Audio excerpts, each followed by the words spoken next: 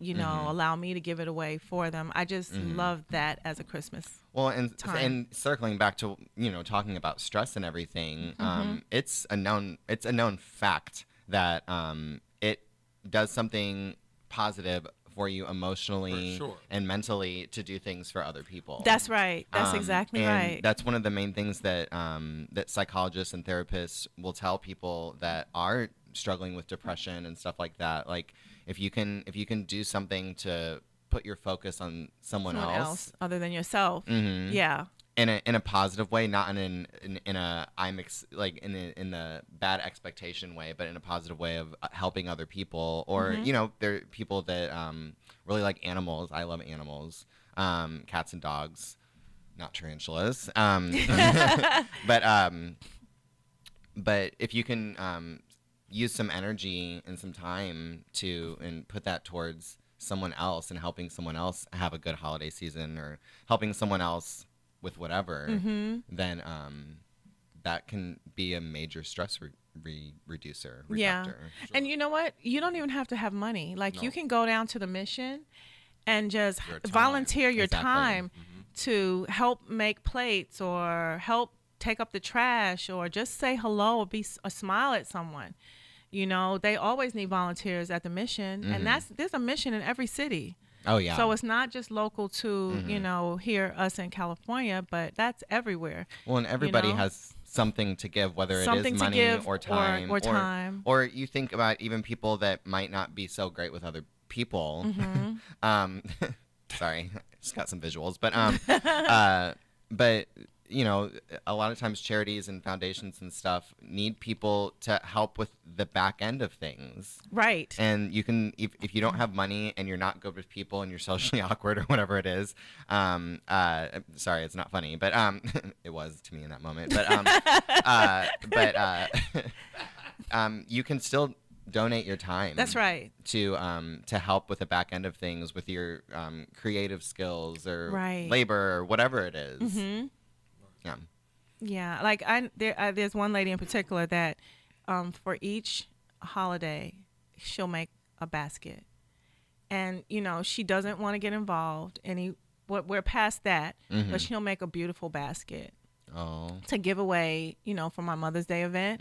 She'll make something beautiful, and she decides what goes in it. And it's always really nice, beautiful stuff, and she just gives a basket away, and she doesn't want any credit for it at all. She just wants to do that, and she doesn't come to the event, or any. No, she just that's what she wants to do, is give it away, because she said that the event is too emotional for her. Oh wow! So she can't handle it. So she'd rather do something nice, and just knowing her, that she did something nice is how she handles it. But Mother's Day is a very traumatic day for her, and so the holiday around it is too much. But she gives away a basket every year. Wow, that's really cool. Yeah, so it's nice to be nice. Yes. It's really nice to be nice. Yeah. And it helps you emotionally. Well, and that's really a great example of not placing that expectation on yourself to do or be a certain thing. Right. It really does take all kinds, and you can. I mean, for the Mother's Day event, there are people that just donate money and call it a day. There are people that come and volunteer their time. That's right. And then there are people that volunteer their time to make a basket or do whatever it is, and don't even show up to the event. Not everybody has to show up to everything. That's right. Do what you can do for other people is the point. Yeah. And then do something nice for yourself. Yeah. So what are your suggestions as to how to be nice to yourself, especially after the holidays are over and we're starting to get into the new year? What are some suggestions? Get a massage. Get a massage. Plan a vacation. Plan a vacation. Go on a little vacation. You just came back from vacation. Yes. Yeah, I was just gonna say, which I did. I did that a little early this year. I did not wait until after the holiday season. It was time. But it helped you get ready for the holiday season. I would imagine. and for the new year, and I just have to say, going on vacations and traveling, it's not for everybody. But I will say that for myself, it really does put some perspective on things, just also being in a different area where things are done a little bit differently, but also for yourself and reining it in. Just kidding, but kind of refocusing on what's really important, Right. for you. And I know on my vacation, I had some real moments of clarity for myself on this is what's really important for me, and this is what I'm working for, and this is what you know what I mean, Right? Rather than just the daily grind and keeping myself busy. Rejuvenation. Yeah. And you know what? And it doesn't have to be, and I want to stress this, is like people think that, I mean, sure, we all want to take a vacation where we go somewhere. Yeah. You know, but it doesn't have to be far. No, not at all. You know, it could be someplace close. It can be a day that you just have to yourself where you're just doing only things for yourself.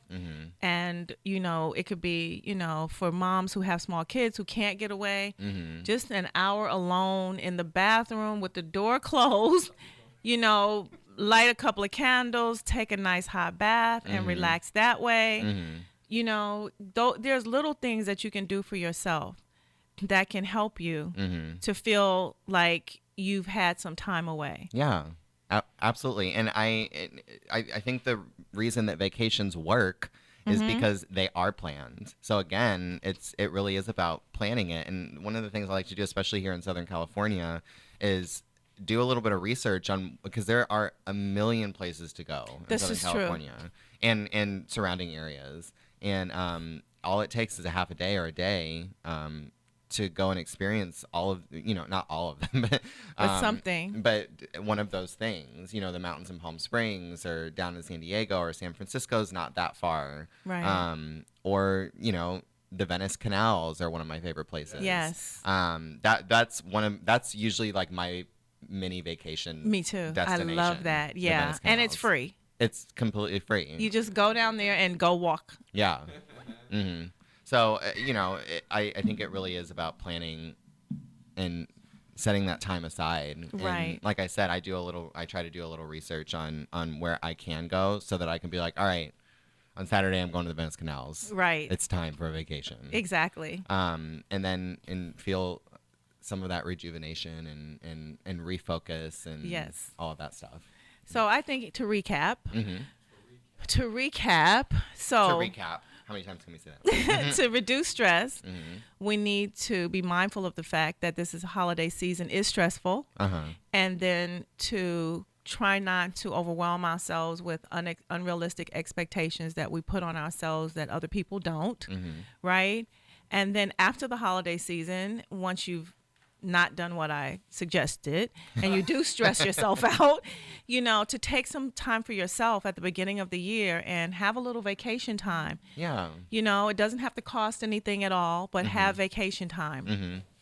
Right? Yeah. And then, so be good to yourself, and that way you can be good to others. And that's where we started this conversation, is to be good to yourself so you can be good to others. Yes. Right? There you go. And so you're going to buy a kitten. I'm sure your girlfriend's going to love that kitten. Love the kitten that I'm getting from the Yes, that you're going to get from the shelter. The shelter will be happy that you rescued one of the cats. The kitten will be The happy. kitten will be happy.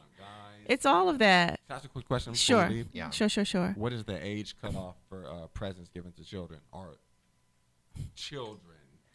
I don't know. My 12, 13? No, I think that's harsh. That's too high? That's too low. That's too low. 18. To me, I was gonna say 17 or 18. 18, like when do like people, when they graduate from high school. When's the time when you can move out as a kid? 17 Right, or 18. right. To me, So 17, 18. That's the last. anyone under Maybe- that age can potentially be in a position where Yeah. they Even, don't. but you know what? Even over 18, like I say to 21. Okay. I'm thinking of my grandchildren. Yeah. My grandson in particular. Okay. Like Kimon gets a gift at 21 years old. You know, he's my baby. I continue to get. You know what? Right? I still get gifts. Well, you're an only child. Oh. Lucky me. Right? So, but I mean, you know, so Yeah. I don't know. It's everyone, whoever, you decide. Yeah. You decide. Yeah. You decide. So I hope you guys have enjoyed. I enjoyed this. Yeah, me too. So we've It gave me some good ideas. Exactly. So Christmas ideas, the beginning of the year ideas. You know, make sure that whatever you do, be good to yourself. Try not to stress. And if you do stress, try to have a recovery plan, right? Yes. Like a little vacation. It doesn't have to cost you anything. A part of being wealthy is being healthy, and a part of being healthy is taking care of yourself. I'm Miss Charline. Thank you for listening to Lust with Lunch with the Finance Bunch. Bye. Merry Bye. Christmas.